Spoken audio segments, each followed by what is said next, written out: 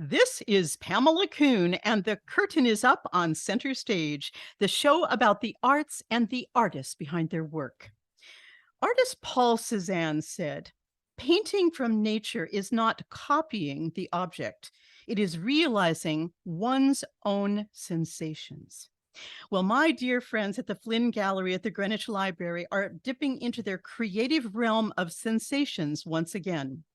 Curators Leslie Ash and Alexis Abrams present Forms of Nature, featuring the art of Joel Golden and Leigh Taylor Mickelson. The exhibition runs from October 27th through December 7th. This is the Flynn's second exhibit of the season, and Forms of Nature illuminates nature's countless guises.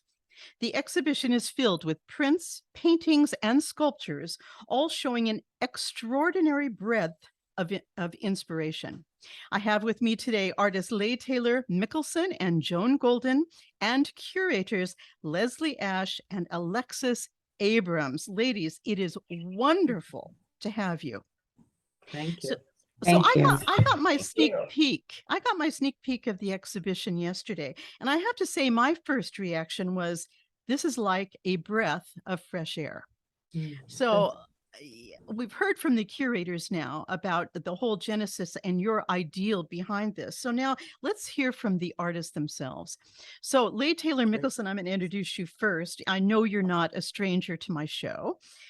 We spoke when you headed the Clay Arts Center. And of course, your husband, Matt Mickelson, is my partner in crime during many of my shows covering film. And of course, our adoration of Star Wars, which I don't think we're going to talk about today, Lacey. You're off the hook. But that's good. I can't talk about it as much as he can. So tell us. I walked into the Flynn yesterday, and here is this beautiful open space, this amalgamation of gorgeous natural prints, and I will say that the natural side of nature. And then Leigh, you're fantastic, and I mean that word in its very strictest meaning. Fantastic sculptures. And so, what did you bring together on this for this exhibition? Well, it's a real pleasure to be, working, being in a space with a two-dimensional artist. I that also draws inspiration from nature. I think that, I haven't had very many opportunities to show with painters. I mean, I have in the past, but to be able to show this many pieces, and we really got an opportunity to have our work speak to each other by being in proximity to each other.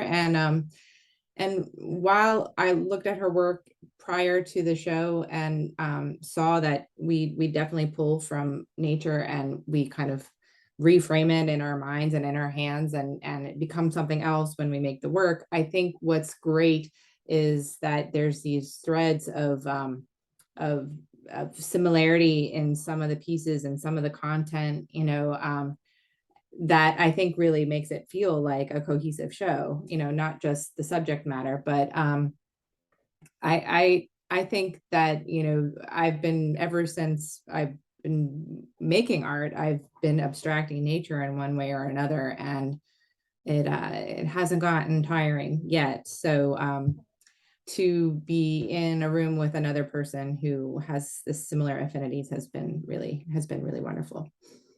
You're talking about this fantastic virtuosity of both of you artists, really, because you're so different, but yet there is a similarity as you talk about, and it really comes in the sense to me of texture and color. Am I on the right road there, Joan Golden? Can I bring you into this? I was mostly black and white, but I have moved into color because I find it expresses now more how I feel. I can walk into a garden, and at one point I would have planted myself in the dark. I would have dug down, as in the peat bogs in Ireland, which I love, and that's my thinking. I'm thinking also the work kind of expresses what is going on in the world for me. As nature becomes tighter and tighter and more insular. So my work often goes to the dark side, even though I use color. I can keep it buoyant with color, but in my head, often is the dark side. So I can wander in that garden and I can look up and I can look down. I can look on a cellular level as I could in medicine. I look for boundaries and a place for myself in this garden. So, and we're always trying to find who we are. We don't know who we are. So that's my origin. That's my thinking in most of my work. Now, I want to point out, ladies, that we've already touched on Star Wars in some way. I mean, she's talking about the dark side. Isn't it amazing? It's 6 degrees of separation. We can never get away from Star Wars. But, Joan, this is interesting to me because your background is fascinating. Can you tell us a little bit about yourself as a medical illustrator? Yes, I actually I started when I was 11 or 12 years old going to a first autopsy. That wouldn't happen now, but I always wanted to know what was under the skin. So and I always felt that I couldn't draw if I didn't know. I couldn't draw the figure unless I knew what was under the skin. So that kind of led me to medical art. I had surgery at the age of 13, and I was drawing in my room, and a resident came in and said, "Oh, why don't you look into medical art?" And so I did. This is And fascinating. yeah, so that was a trajectory. And so it's medical school. I would have loved to have been a surgeon, but my hand stays in a two-dimensional space. So Interesting, because I think there is a direct correlation between doctors and art, of course. yes. I've talked about this before on Center Stage. But Joan, it's interesting to me, when you talk about that kind of illustration, which is so specific, but yet what you have on display at the Flinn is, to me, is very broad and open and Yes. wondrous. You're inviting us into this huge space. So have you morphed in your life, to that point? Well, not really. In surgery, in a field of surgery, you can focus on something quite specific in a small territory, small area, Mhm. but the area around it is more flexible. It can be a little fresher, freer, and in expression. So I kind of pulled some of that into some of the medical work. I did a surgical atlas on cancer surgery. So that took 5 years. And a lot of focus sites. So I've got to tell you right now that 11 or 12, I would have just died if I'd seen a dead body, I think. I mean, I don't think I could have done this but you must have been destined to have that curiosity and about the form. yes. And Yeah. my gosh, you should be writing books. You should be writing bestsellers, become the medical examiner. I mean, Well, it but didn't mean maybe that I didn't have nightmares. that's really Yeah. interesting. Wow. So, Okay. So, but you're also from Chicago. yes. And it's mind-blowing to me about your background, really. And you've been a PhD candidate from the European Graduate School in Switzerland. I mean, was this Yes. all within art? Your MFA at Bard and of course your BFA at Arts Institute of Chicago. So you're within the world of art completely now. Yes. But I always wanted to bring language in. It was a little over my head. It was another craft, another art form. I found it very difficult, very challenging. Hmm. And I went through the course. I didn't finish the PhD. I didn't want to spend 7 years in language. I wanted to go back to two dimensions, so to Hmm. my Hmm. canvases. Hmm. Yeah, But understood. but I certainly learned so much, and it pushed a direction. It challenged me to the point where I mean, I love reading philosophical books. I love playing with language, bringing language into my work. And my work often begins with language. Yes. I can sit and I can read for hours, and then all of a sudden, oh yeah, I've got an idea now. So Very, you dig very, through very words, and then it ends up on a canvas. fascinating, Joan. Wow, wow. Well, Leigh, now you'd have spent the time at the Clay Arts Center. I know when we last spoke, you Mhm. were heading that. And you've had 24 years of experience in nonprofit arts management and program development. You're really the girl that is finding structure for all the rest of us as artists, aren't you? Yes, I think that's like, that's my other hat. I feel like I have two hats in my life. I have my artist hat and my arts management hat. And I really enjoy working in with nonprofits. And I'm a consultant now, and I'm kind of using all the skills I learned the last 24 years to help arts and culture nonprofits perform better, to grow and develop. And I think being an artist that has learned on the job how to be an administrator has, given me a unique insight into, that business world. And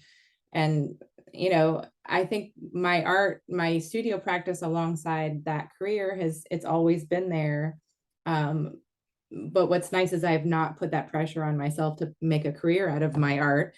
And that's what I think has given me the freedom to Right. make what I want to make and explore. And now that I'm not, an executive director at a nonprofit, I do have that balance where I can be in the studio more, and I can explore new ideas and, create that push pull that I'm looking for in my work.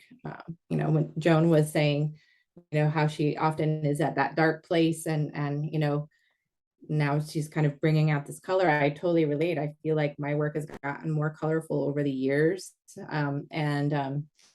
And I do try to have, to pull people in, but also, keep them up away, which is why I have all these spikes in my work, and spiky, Oh, something that will lure you in and then repel you, which is kind of what I, you know, took out of the pollination, using pollination as a metaphor for human relationships. So I've been playing around with that. But you know balancing the studio practice with my career as a consultant, it's been a joy. I mean, I really like working on both sides. I guess I have two sides to my brain. So, I'm sure you do. I'm sure, and that's the balance. Therein lies the balance. Mhm. What I love is that you developed the Westchester Craft Crawl, which has been Mhm. very successful and gives artists a chance to exhibit their work. And Mhm. then you also in 2019 established your consulting company, Mhm. LTM Arts Consulting. So Right. since Clay, you've done more than just have two sides Mhm. of the brain. I mean, you've become an Yeah. entrepreneur. And I know better than It is. anyone the importance of selling your art and building a platform for others to be able to do it themselves and enjoy. Can you talk Mhm. to me about that whole feeling of building something and being an architect?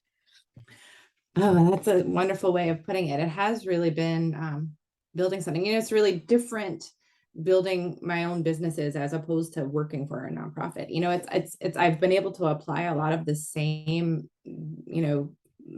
thinking to building it, but um, it's been a learning experience, kind of, nurturing a new business, and also helping other arts organizations and artists nurture their own businesses too. So the craft crawl kind of was born out of the pandemic. Really, it was about, like, here I was going to be at a craft show that got canceled because of the pandemic, and I was like, what can I do? I have all this art. I have, like, my studio is filled to the brim with stuff that I was going to bring to that show. And I was so disheartened, and I just kind of figured out a way to kind of turn it on its edge. And we put together this beautiful high-end professional studio tour and invited all the artists. Everybody was so appreciative to have an opportunity to be in the public space again and in a safe environment. And, Right. and it's just kept going. And so that's the craft crawl. And the consulting business was just like, after 24 years of doing, the nonprofit grind, trying to refigure out my life. And the consulting thing kind of just, it actually sort of fell in my lap. From like, oh, well, can you come help me do this? Can you help me with that? And then I was like, oh, there might be something to this, Hmm. and maybe a consultant is something I can try on. And it's been going really well. And I really love it. I love the flexibility. I love being able to help more than one, organization figure out how to grow and meet their challenges and overcome, whatever it is they're going through. So, Exciting. and it's Very been also nice to be in the studio again. I can say that for sure. Yeah. Would Yeah. we all agree that that has been the upside of the pandemic, that for artists, especially visual artists and writers, some musicians to a certain point, there has been an opportunity not to be distracted by the outside world so much and choose to be able to do your art with, without any holes on you. Mhm. I think it's an interesting flip side to the pandemic. Definitely. I would say that a lot of people during the pandemic, a lot of creatives that I know had a hard time working during the pandemic Yes. and felt Yes. stifled, and I, for some reason, I was like, this is a gift. I felt like, I can go into my studio instead of being in front of the TV and watch Netflix, and I can actually be productive. And I was glad that I had that response to it. I mean, not right away, but after a month of lockdown, I was like, hey, I'm gonna be out there. you know? Yeah. I thought it was Yeah. interesting for myself. I'm a deadline person, and for once there were no Mhm. deadlines because nothing was happening Yeah. in the musical world. Mhm. And that gave me a new kind of freedom, which I really cherished. And there was no sense of competition or auditions. It was just about you and your art. And I think it was a rare and wondrous time. Perhaps not wonderful, but Right. depends on how you Yeah. look at it. Lee, one Well, thing for I the have to gallery, we had to take a pause. We had to take a pause. And so this season is our first I consider our first normal, if you will, season with our Your 6 time back. shows. Last season we did open, but we opened with 5 shows. We kept the first one longer because we really didn't know whether people would be coming out. Right. But we've been really delighted. People are coming Good. again. They're So starved for that yeah, live yeah, sense it's of been really experiencing exciting. art. It's been really exciting to see people come back. Excellent. Alexis, can I ask you something personally? Yes. You and I have never really spent any time together. Uh, your work with Leslie, Mhm. did you have any kind of central inspiration yourself? I mean, you personally for this installation? Personal inspiration for it. Mm-hmm. I'm very driven by anything visual, and for me it's inspiring, especially the color. I don't always work in color or like have worked in color. I am trained as a fashion designer, and I've always been more towards like neutrals and blacks, and so being part of the seeing all the colors and really selecting colors was an amazing inspiration for me. That's I it. really enjoyed that. Yes. What I love, ladies, is that you're choosing to do this forms of nature in the fall, which is usually a time reserved for going out and picking apples, and you're bringing us life, which I think is most wondrous. Joan, to that end, I'm very interested in photography myself, and I know that you are too, in the combination of prints and paintings and photographs. How does photography figure into this exhibition in your art? Photography is, I would say, central, because um, I can get to my topics or my images fast. I can't overthink. So it begins as a photograph. Of course, I photographed in surgery because I had the radical surgery book that I did. You saw it one time, 2 times, maybe that's it. We were lucky to get a procedure that we could photograph. So I couldn't illustrate it unless I had some very specific images. But it works for me, and it was very difficult. I love analog. I like film. Film has an emulsion. And when that was taken away from me, I was very sad and had to reinvent myself.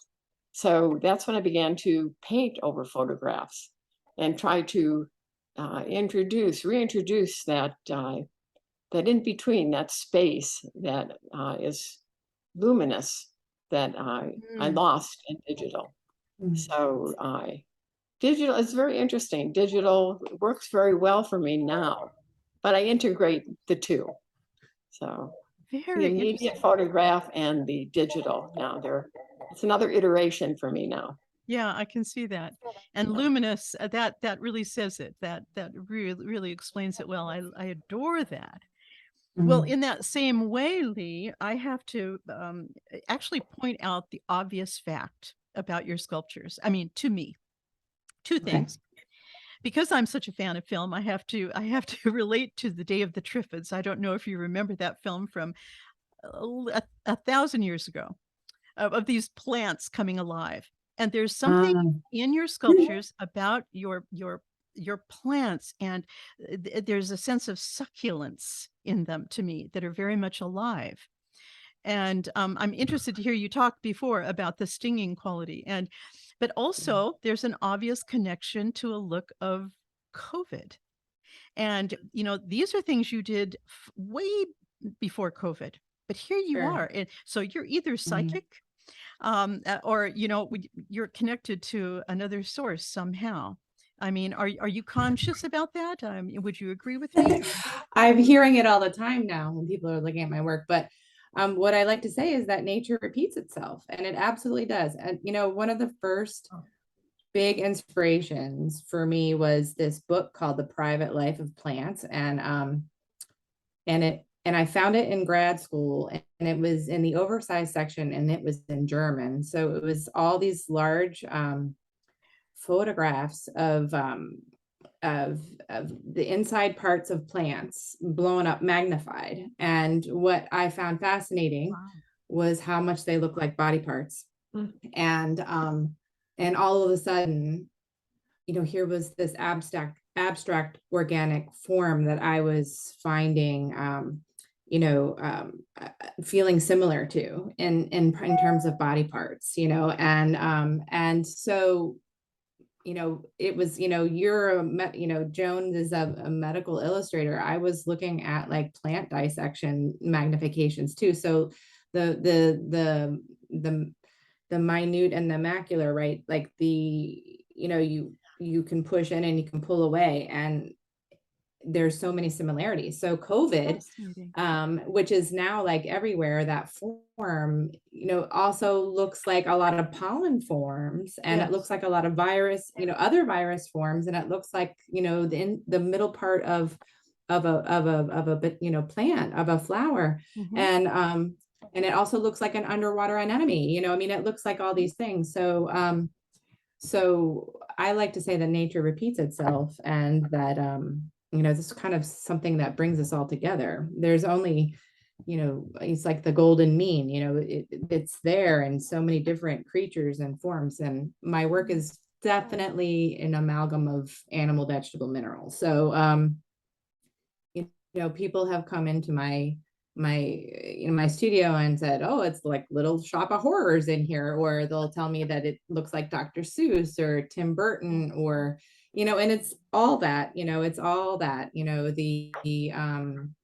I can just say, yes, they're like these flowers of my imaginations, or that, people say that it looks like an alien planet, and I love all that reaction. And at first with the COVID thing, people were very repelled by that. And one person challenged, like, how could you possibly like use that form at a time like this? And I'm like, artists talk about what's going on around themselves all the time, and this is no different. But it just so happens that actually I wasn't talking about COVID. So but just on a psychological level, there are those of us who want to walk into fear to own it. And if we want to meet COVID head on, we want to own it suddenly. And I'm sure that sales of all your sculptures went up, during a certain time in COVID. They did. It's funny.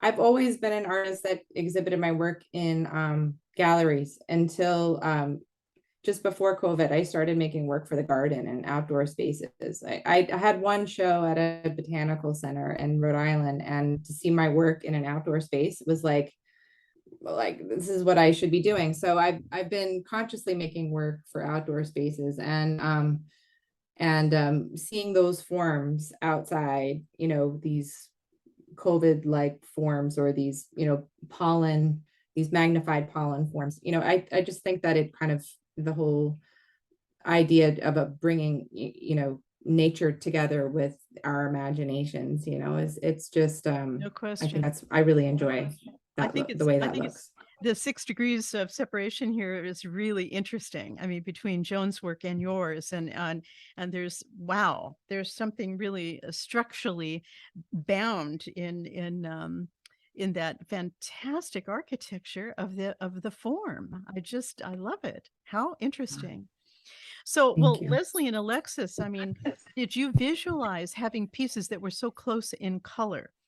So Leah's sculptures and much of Joan's work seem to be conjugated by color and texture. Did you foresee this? Yeah. But it grew on us as we started to work with the pieces more. I mean, when we started to do things like when we were doing the graphics for the postcards and the composites to try and make sure that we were always showing both artists' work, because it's a two-person show. We wanted to make sure that they were reflecting that and everything. And all of a sudden we started pairing things up, and it was like, whoa, those really belong together. So we have one of Lee's pieces that is now a sister to the sunflower painting in the back wall. And they have to be together. And we also have one of the beautiful, we call it in the show, it's a poetic number 2, but it's a beautiful piece with when you said about being surprising in the fall, I think a lot of the colors are fall colors. They really are. I mean, we're talking about a lot of color, but there's a lot of muted tones, and there's a lot of the roses and greens and browns, and there's a lot that's really feels very appropriate to this season. So there's always that burst of a brighter color, right. but the undertone is really quite rich and more subtle. Yeah, or as the light in the sky changes during fall, I mean, so do these rich colors. So we've got it at the Flinn Gallery, I can tell you that. Alexis, did you have any say in the fact of the openness of the gallery, the way you've set it up? There's a beautiful flow where you can see everything standing at any given point. Was that an idea for this installation? Definitely was the idea to like have minimal walls. We just had the one wall that comes out, and to have it be an open space with the two artists together, intermixing with each other. Absolutely. Very exciting. I love that. One thing always affects me about the Flinn is it seems to always take different shapes, even though it is just a rectangular room. And I love the playfulness in that and what you do at the Flinn. I want to remind all my listeners that the Flinn is really volunteer, and it's plucky, and what you give to our community is rather extraordinary in imagination and structure. It's wonderful. Leigh and Joan, can I ask you both? Is there any kind of central message to your work? Just very short. If I had to ask you for one phrase, that's what is your work about? Let's start with you, Joan. Really, I think movement, change. Change is a big word for me. That's why I keep repeating over and over, because I want to keep moving. I mean, when is the end? I'm not looking at the end. I'm looking at the process. Yeah, there you go. Yeah. So keeping motion going. That is a very important question I often ask. What you enjoy most. Is it the process of divining this in your imagination, or is it the execution of making it? And I know those are two distinctly different processes. But if you like to keep in motion, I would think that the answer is the same all around. It's very exciting, Joan. Very, very exciting. Lee, how would you encapsulate your work, and especially here? Well, I can say that there's a lot going on in the work, but ultimately what I want is for people to feel joy when they see my work. Yeah, Joy. I want to make people smile. Yeah. yeah. And are you finding that joy in the process of making your art all the time? Good question. I am. Like, like when you're walking out in nature or in a garden or on a path and you turn a corner and something takes your breath away, Mm-hmm. that's what I'm looking to bring to someone, but Okay. through my art, and I can't make things as beautiful as nature can, but I think that's like the constant goal, Mm-hmm. you know.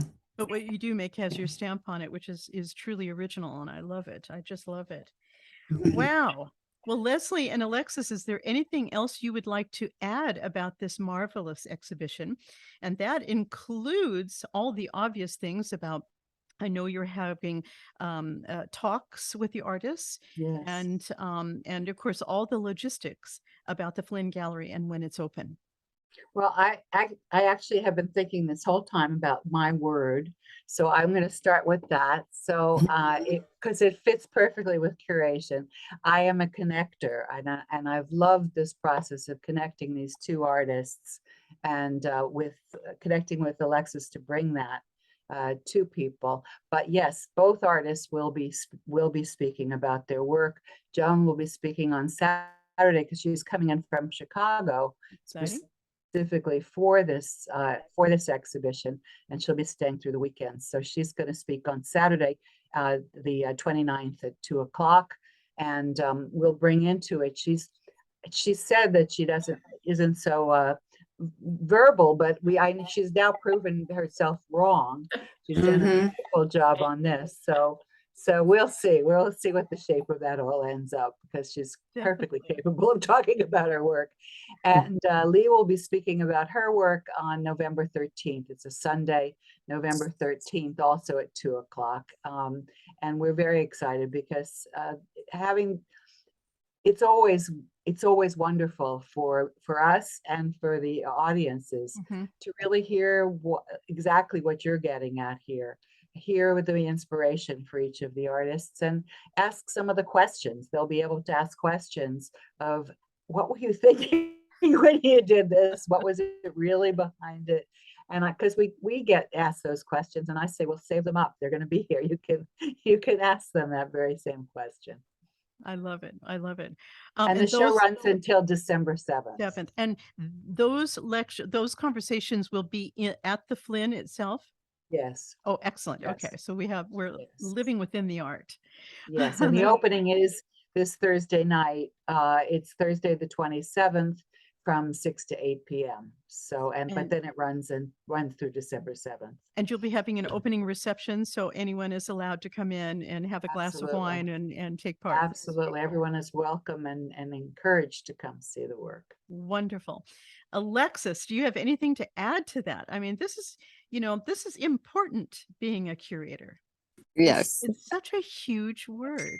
It's a word now that is bandied about by rock and roll singers too. And I often think, oh, just stop that right now. Let's reserve this to the art of curation, in an artistic space.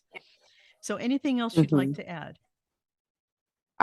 Just that it's been such a pleasure to be a part of this and to be part of the Flinn also, which is inside the Greenwich Library, which also is such a pleasure. One thing that I'm just a big proponent of is lifelong learning and accessible for all. So that's what makes the library so appealing, and also the Flinn inside of the library. I can't think of anything better, honestly. I know. And as a way to show artists and exceptional artists. That's right. So, that's right. The Flinn does not do small projects, that's for sure. And they are mind bending many times. It's interesting that you come from the world of fashion And Joan is talking about movement in her art. Whenever I think of fashion, I think about movement automatically. How clothes move, how we move in Yes. clothing, that is such a grand art form, really. It's interesting you're bringing your expertise to this, which is a very interesting perspective. And congratulations Yeah. to you and Leslie. All right. Thank Well, you. my ending question then, Alexis, has to be, as Leslie just answered, she was thinking of a word that really described who she is. Alexis, do you have something in your mind that describes who you are from the heart? Well, I think that based off of what I said about the lifelong learning would be discovery would be a good word. There you go. Always constantly learning something. So discovery would be my word. You're inspiring others by saying that. I love it. And Joan Thank you. Golden, if I have to ask you, is there one word or phrase that you can share with us that allows your audience to really know the heart of who you are? What would it be? Oh, well, breaking boundaries, duration. I would say duration. Duration is a big word for me. Wow. Wow. Very exciting. I'm getting a lot of unexpected answers here. I love this. And Lee Taylor Mickelson, how would you describe yourself then from the heart?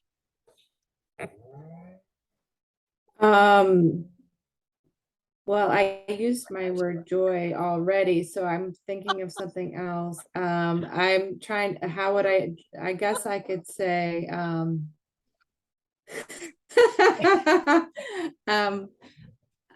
I guess I could, I'm like kind of not thinking of another word besides that word, but, I said that, didn't I? hmm? Maybe we're just going to see a whole new art form from you pretty soon. Yeah, Another yeah, form maybe. of nature. And Right. and Yes. with that, I think we can end our afternoon together. And I think all of you have been absolutely fantastic in sharing who you are, because the understanding of art is everything, isn't it? And for the listener who might be out there reading, okay, forms of nature, maybe I'll go, maybe I won't.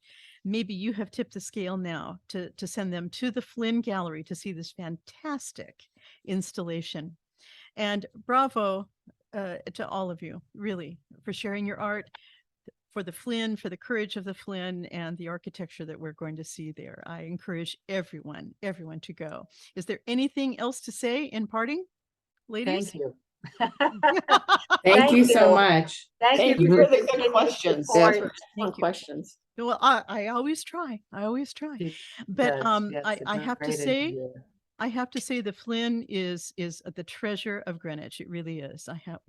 Without any question. So bless you for all you do, and we will be there to support you.